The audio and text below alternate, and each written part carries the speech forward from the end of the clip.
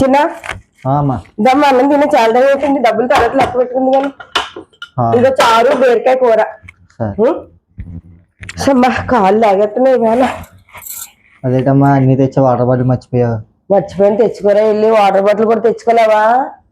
అందుకే అంటారు ఆడపిల్లలు ఉంటే కొంచెం తీసుకొస్తాను. నీ మాత్రం దానికి ఎందుకు పెద్ద పెద్ద డైలాగులు.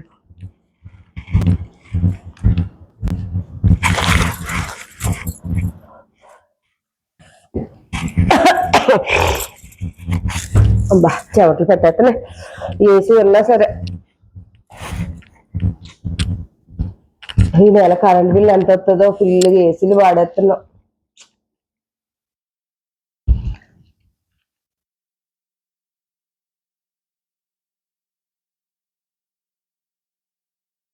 ఏంటమ్మా దీంట్లో 2000 తక్కువైనాయి? నాకేం తెలుసు? నువ్వేనా తీసావా? ఓపెన్ కూడా తీయలేదు. నిజంగా ప్రామిస్.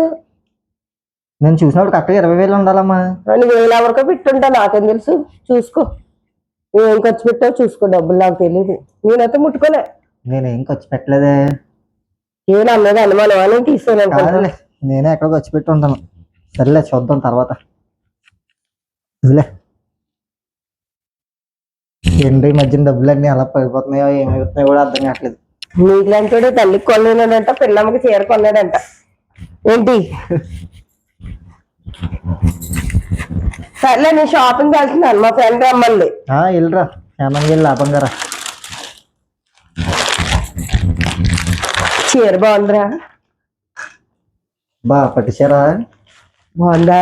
చాలా బాగుంది పెద్దమ్మా. 2,500. 2,000 నా దగ్గర ఉంటే దాచుకున్న డబ్బులు 500 మా ఫ్రెండ్ వేసింది. బాగుందా? బాగుంది.